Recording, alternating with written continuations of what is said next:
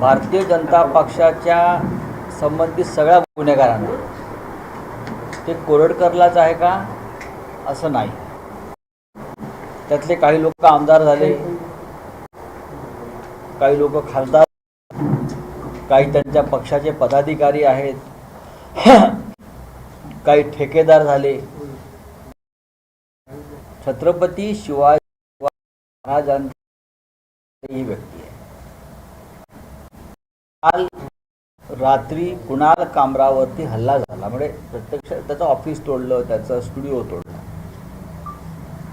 काही लोकांना असं वाटतं की एकनाथ शिंदेचा अपमान केला. मला कोरडकरने शिवाजी महाराजांचा अपमान केला त्याच्यावर कोणी बोलत नाही. हे लोक राज्याच्या त्याचं कार्यालय तोडला जातो आणि राज्याचे मुख्यमंत्री दंगलीची बाजू घेत आहेत. या राज्यामध्ये प्रथम होत आहे. कुणाल कामरा चुकला असेल त्याच्यावर कारवाई खूप, त्याच्यावरती आपल्याकडे सेक्शन आमच्या कायद्याखाली अनेक कारवाई. पण राज्याचे मुख्यमंत्री गुंडगिरी करणाऱ्या आणि कुणाल कामराला सांगतायत एकनाथ शिंदेची माफी मागा, ही दडपशाही आहे. या मंत्र्यांनी प्रशांत कोरडकरला अभय दिल्यामुळे त्यापेक्षा जास्त काळ जामिनाच्या प्रयत्नात राहिला, पळून गेला महाराष्ट्रात. पोलीस त्याला 24 तासात पकडू शकतात, पण आज नाईलाज अर्ज कोर्टाने फेटाळल्यावर त्याला अटक करावी लागली किंवा तो सरळ.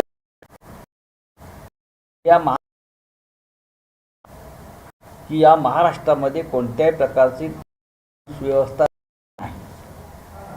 महाराष्ट्र हे कधी काळी कायद्याचं, आज ते कायद्याचं राज्य राहिलेलं नाही. राहुल सोलापूर महाराजांचा अपमान तो मोकळा, कोरड अटक केली, लोक उठाव. आणि कुणाल कामराच्या कालच्या प्रकरणावरचं लक्ष विचलित करायचं लोकांचं. एक रिक्षावाल्यावरती म्हणून यंत्रणा हलते, पण कोरड यंत्रणासाठी यंत्रणा हलते नाही. बोला काय पुढे.